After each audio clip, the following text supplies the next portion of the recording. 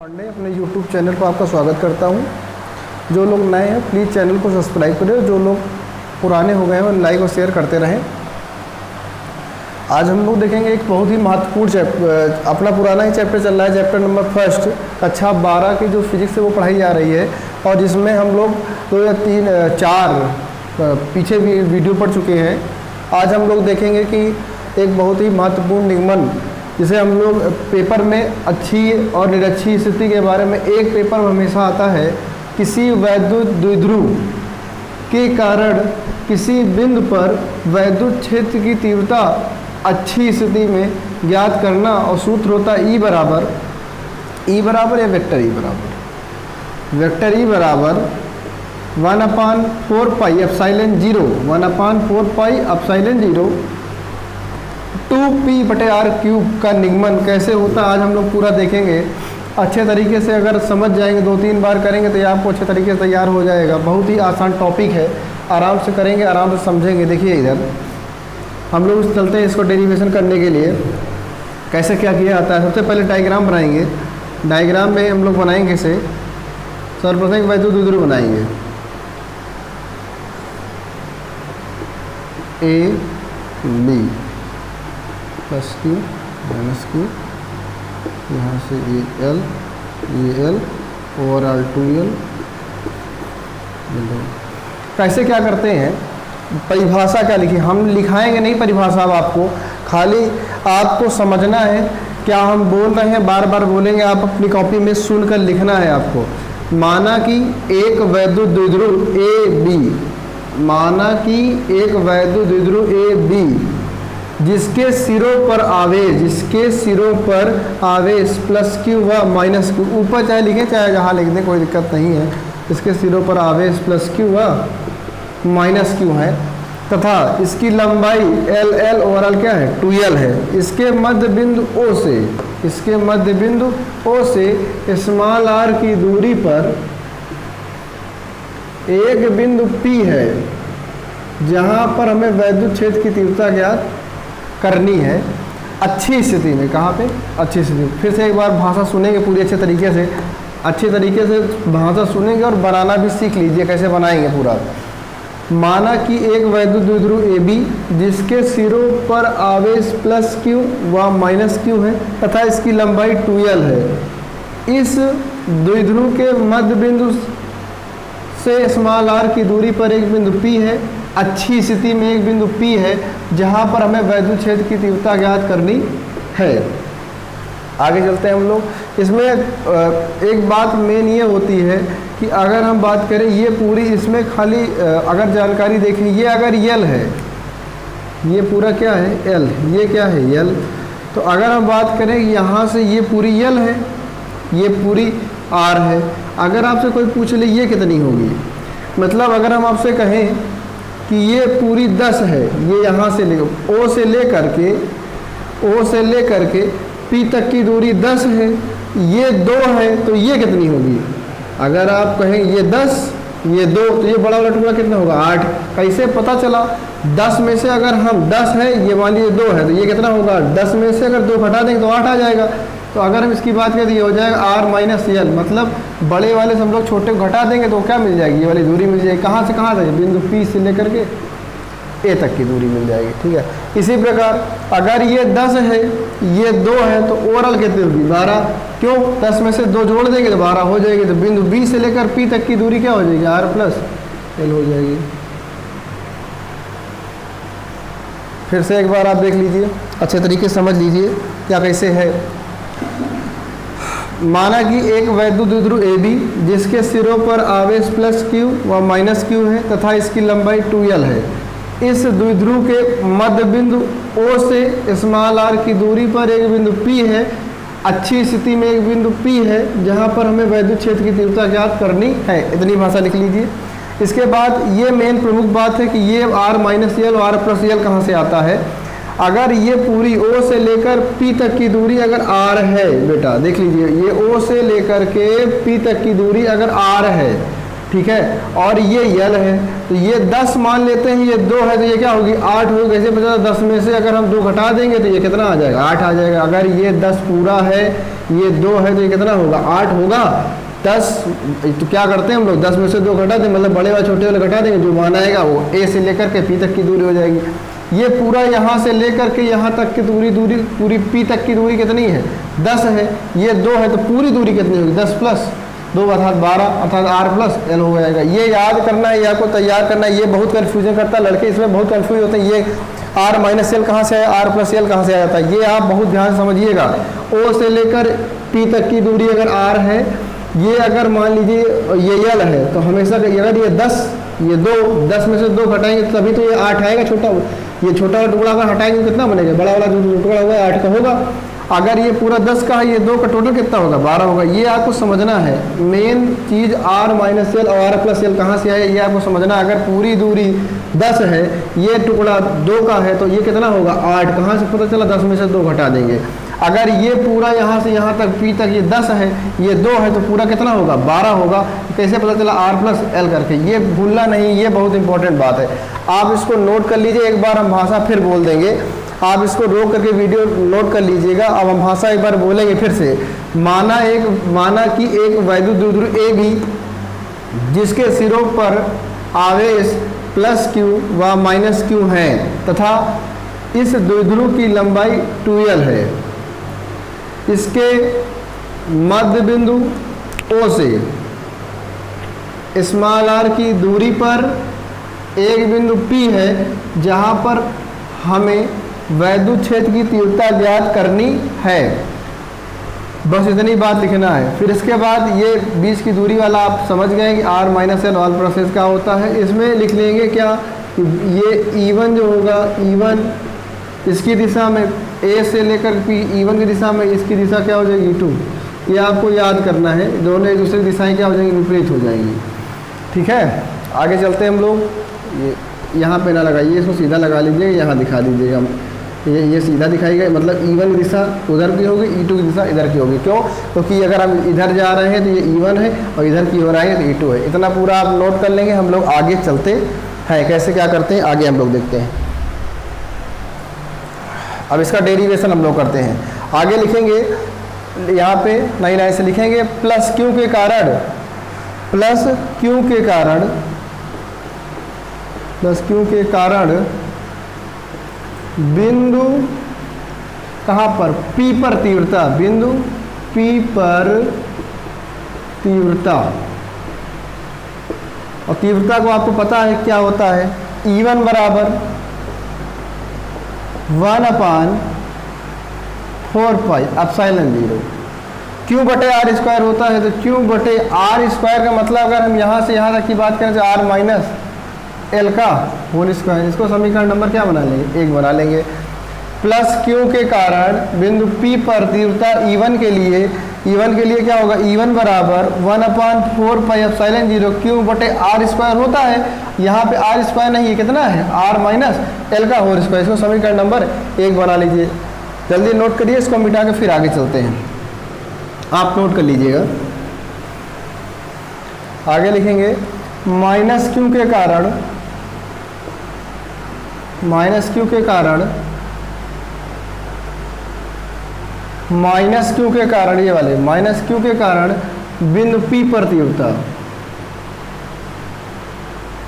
बिंदु P पर तीव्रता क्या होगा, बिंदु P पर तीव्रता।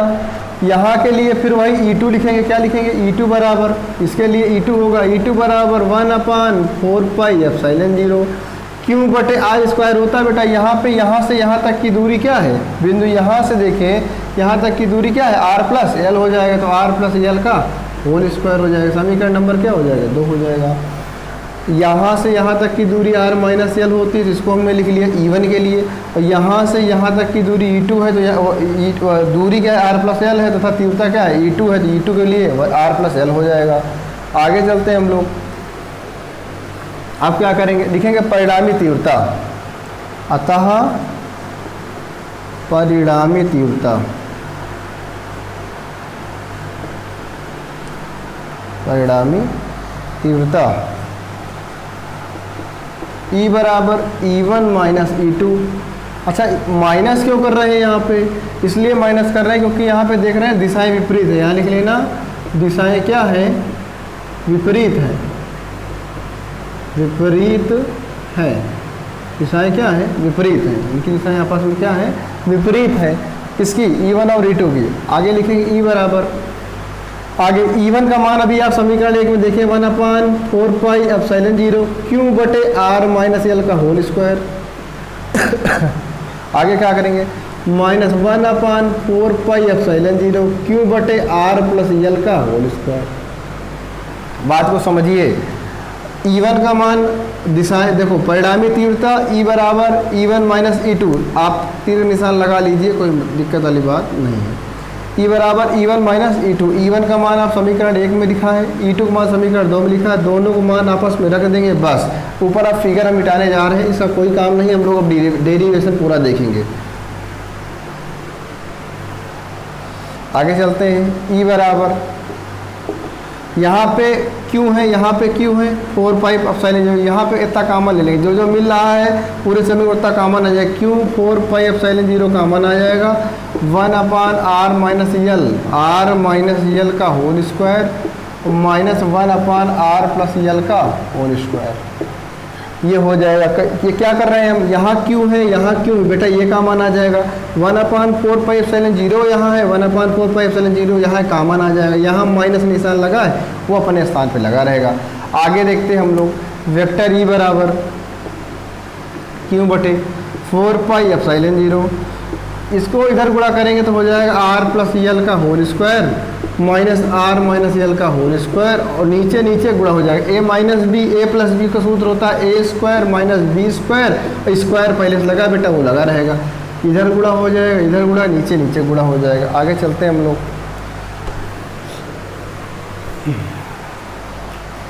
वेक्टर E बराबर Q बटे 4πε0। देखो खोलो, जब इसको खोलेंगे ना तो A प्लस बी का whole square, A square plus B square और प्लस का 2AB।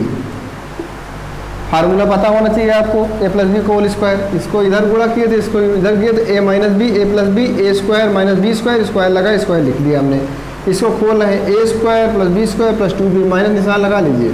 A square plus B square minus के तो माइनस का 2AB होता है 2RL, ब्रैकेट बंद कर देंगे नीचे। ये हो जाएगा R square minus L square और का होल स्क्वायर। चलते हैं आगे। वेक्टर E बराबर Q बटे 4πε0। जब इसको करेंगे इसको खोल दीजिए, R स्क्वायर धन L स्क्वायर धन का 2RL तो माइनस का R square minus L square minus minus plus, minus minus क्या हो जाएगा? प्लस हो जाएगा 2RL अपान R स्क्वायर माइनस का L स्क्वायर और का होल स्क्वायर, पूरा बंद हो जाएगा। इतनी बात आप समझ गए होंगे। आप इसको नोट कर लीजिएगा, आराम से समझ लेना एक बार, 2-3 बार जब आप इसको करेंगे ना तो आपको पूरा दिमाग में अच्छे से बैठ जाएगा। R स्क्वायर से R स्क्वायर कट जाएगा बेटा, क्योंकि ये प्लस का है, वो माइनस का, ये भी प्लस का है, ये माइनस, दोनों कट जाएंगे। अब 2RL प्लस का है, दोनों आपस में जुड़ जाएंगे। आप इसको नोट कर लीजिएगा, वीडियो को रोक करके हम लोग आगे चलते हैं।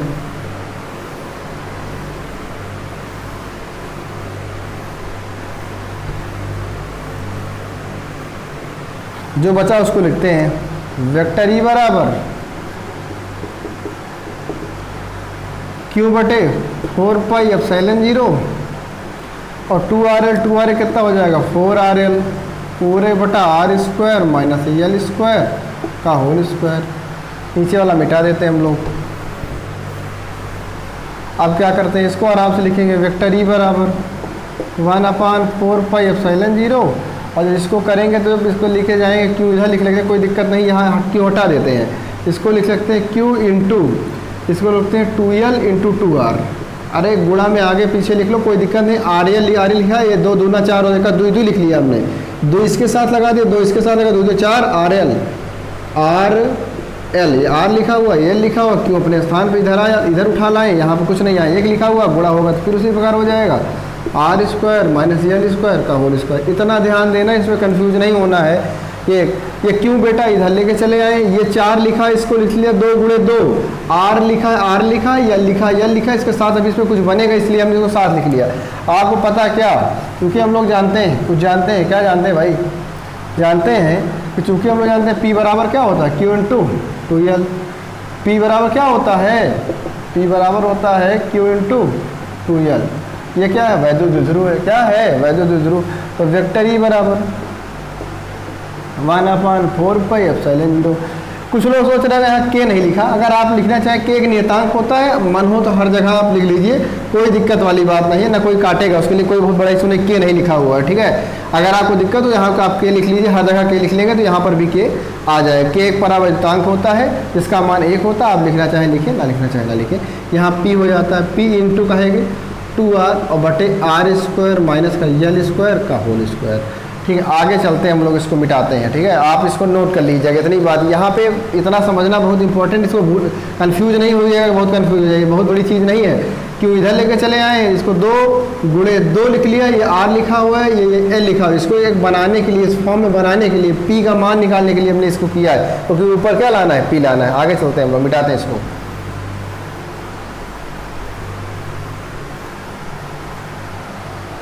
आगे देखते हैं, वेक्टर E बराबर 1/4 पाई एप्सिलॉन 0। ये पड़ा रहेगा, चूंकि हम यहाँ पे लिखेंगे नीचे, इसके नीचे लिख लेना, क्योंकि L का मान जो है वो R बहुत बड़ा है। देखो आप अगर फिगर में आप अपने देखोगे कि बिंदु O से P तक की दूरी R है और वो L छोटा है। आप ऐसे जिससे बना देते हैं, थोड़ा सा हम आपको समझाते हैं। ये यहाँ से बिंदु O है, यहाँ बिंदु O से R तक ये प्लस Q है, ये माइनस Q है। यहाँ से अगर हम देख रहे हैं तो ये दूरी बड़ी है, कहाँ तक की दूरी, P तक की दूरी। ये छोटा है, L कहाँ छोटा है, तो यहाँ पे लिखेंगे L इज लेस देन कहे से R से, तो L बराबर हम लिख देंगे 0, L बराबर कहेंगे 0, L बराबर 0 से। क्यों, क्योंकि इसका मान नगण्य मान लेंगे, क्योंकि वो बहुत बड़ा है। कभी कोई आदमी बहुत बड़ा होता है, उसके सामने छोटे मोटे लोगों को हम लोग नगण्य मान लेते हैं। उसी प्रकार L का मान जो है छोटा किसके सामने, R के सामने, तो L इज लेस देन कहेंगे R, L निशान लगा लेना, L is less than R के, L बराबर कहेंगे 0 के।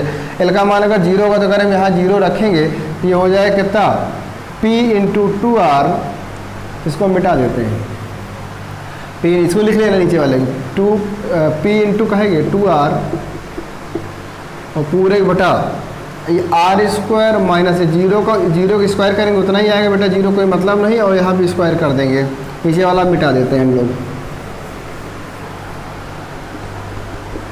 वेक्टर E बराबर 1/4 पाई एप्सिलॉन 0, यहाँ लिखे P इंटू 2R और बटे R² का होल स्क्वायर। तो वेक्टर E बराबर 1/4 पाई एप्सिलॉन 0 या एप्सिलॉन 0, और यहाँ पे P इंटू 2R और पूरा R की पावर क्या हो जाएगा 4, 1 से 1 कट जाएगा, 1 R से 1 R क्या हो जाएगा, कट जाएगा। तो वेक्टर E बराबर 1/4 पाई एप्सिलॉन 0 P बटा काहे के ऊपर 2 लिखा रहेगा, 2 इधर आए, 2P बटे काहे के R³। यही सिद्ध करना था बेटा, दैट प्रूफ इत सिद्धम, यही सिद्ध करना था। ये अच्छी स्थिति का निगमन है बेटा, अच्छी स्थिति का निगमन है, इसको आपको पूर्णतया तैयार कर लेना है। ये कक्षा 12 के पहले चैप्टर में 3 निगमन हम एक करवा चुके थे कल, आज करवा दिया एक आपको बाद में करवा देंगे कल वाले वीडियो में। धीरे धीरे आपको जिस प्रकार पढ़ाया जा रहा है उस प्रकार आप अगर तैयार करेंगे तो आपको चीज़ें अच्छे तरीके से समझ में आएंगी और आपको कहीं पर भी प्रॉब्लम नहीं होगी। इसलिए आप एक दिन में अगर एक डेरियो से पढ़ाए तो आप इसको पूर्णतया समझें, 2-3 बार वीडियो को पीछे करके देखें, नहीं समझ में आज पढ़ लिया, अगले दिन फिर जब पढ़ने बैठे तो पूरा वीडियो एक बार फिर से लेक्चर देख लें। ऐसे स्कूल में क्या होता है, पढ़ा दिए आपको समझ में नहीं आया, आप रह जाते हैं। इस वीडियो के माध्यम से आपको इतना फ़ायदा होता है कि आप पुनः वीडियो को पीछे करके जितने बार समझ में ना आए उतने बार आप समझ सकते हैं, ठीक है।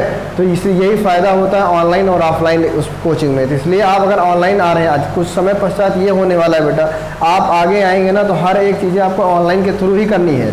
Online exam, online paper, online पढ़ना, ये सारा कुछ डिजिटल सिस्टम कहता है, क्योंकि घर घर मोबाइल होते जा रहे हैं और 5G तुरंत जियो कुछ समय पश्चात लॉन्च करने वाला है।